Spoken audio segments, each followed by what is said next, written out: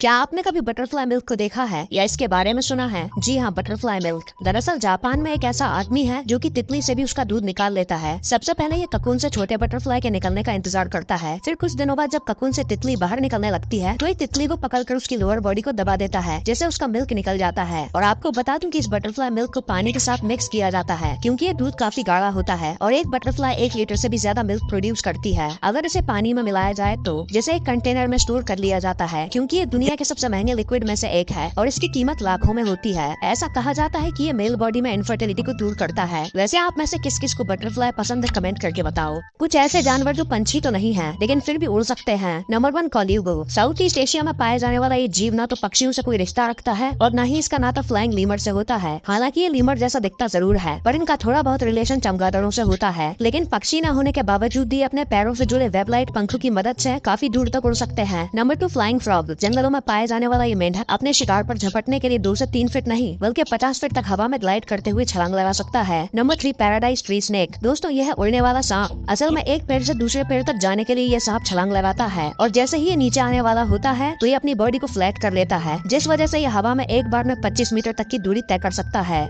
ये कीड़ा अपने शिकार के ऊपर ग्लू से हमला करता है, जिसके बाद इसका शिकार वहीं चिपक जाता है और वो जरा भी नहीं हिल पाता, जिसके बाद ये उसे आसानी से अपना भोजन बना लेता है। इस कीड़े को वेलवेट वर्म कहा जाता है, जो कि सिर्फ अमेज़न रेन फॉरेस्ट में ही पाया जाता है। फैक्ट नंबर 2, वोल्रस एक ऐसा जीव है जो कि जमीन और पानी दोनों जगह सर्वाइव कर सकता है और इसकी चलने की रफ्तार काफी धीमी होती है, लेकिन इसके बावजूद भी ये इंसानों से काफी तेज दौड़ सकता है। फैक्ट नंबर 3, देखो जब एक मकड़ी अपने पुराने कवच से बाहर निकलती है तो वो कुछ इस तरह लगती है। फैक्ट नंबर 4, दोस्तों इस डरावने पक्षी का नाम पोटो है, जो कि अजीबोगरीब आवाजें भी निकालता है। इसे आप उल्लू का छोटा भाई भी कह सकते हैं। वैसे क्या आपने कभी इस बर्ड को देखा है? कमेंट करके जरूर बताना। एक समय ऐसा आता है जब कुछ जानवर लगातार कई दिनों और महीनों तक सोते रहते हैं, यहाँ तक कि ये खाने और पीने के लिए भी नहीं उठते। तो फिर ऐसे में ये जानवर जिंदा कैसे रह पाते हैं? देखो, जब सर्दी का मौसम आता है तब भालू लगातार 3 महीनों तक सोता ही रहता है। जहाँ नॉर्मली भालू का दिल 1 मिनट में 50 बार धड़कता है, वहीं अब सोते वक्त उसका दिल 1 मिनट में 8 बार ही धड़केगा। और टर्टल्स की भी कई प्रजातियाँ ऐसी होती है जो की 150 से 200 दिनों तक बस सोते ही रहते हैं और ऐसे में वो अपने मुँह से सांस भी नहीं लेते, बल्कि ये मिट्टी के नीचे अपनी स्किन के जरिए सांस लेते हैं। और सोते वक्त इनकी भी दिल की धड़कन 10 मिनट में केवल 1 बार ही धड़कती है। दरअसल इस प्रोसेस को हाइबरनेशन कहा जाता है, जिसमें कई सारे जानवर एक लंबे समय के लिए सो जाते हैं। ऐसे में ना तो उनको भूख लगती है और न ही प्यास लगती है।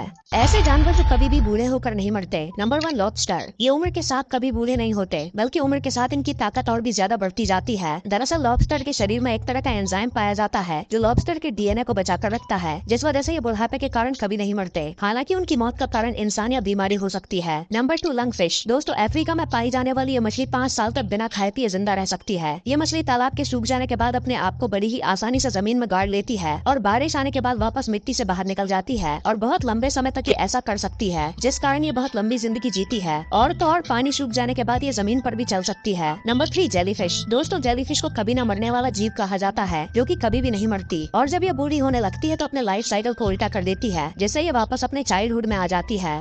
दोस्तों, ये है कुछ ऐसे पेड़ जिनकी तरफ सांप खींचे चले आते हैं। भूल कर भी आप इन्हें अपने घर के आसपास मत लगाना। नंबर 1, जैस्मिन यानी चमेली का पेड़। चमेली का पेड़ बेशक खुशबूदार होता है, लेकिन खुशबूदार होने के साथ साथ ये काफी ज्यादा घना होता है, जिसके अंदर सांप अपने आप को बड़ी ही आसानी से छिपा सकता है। Number 2, lemon tree. दोस्तों, संतरे या नींबू के पेड़ के पास चूहे और छोटे पक्षियों का बसेरा होता है, इसलिए उनका शिकार करने के लिए सांप इनके आसपास मंडराते रहते हैं। नंबर 3, सैंडलवुड ट्री यानी चंदन का पेड़। वैसे तो इन पेड़ों को हर कोई नहीं लगा सकता, लेकिन चंदन के पेड़ खुशबूदार होने के साथ साथ काफी ठंडक भी देते हैं, इसीलिए सांपों को इन पेड़ों से लिपटने में काफी मजा आता है और सांप हमेशा चंदन के पेड़ से लिपटे रहते हैं। वैसे आपने अपने घर में कौन सा पेड़ लगाया है? कमेंट करके जरूर बताना।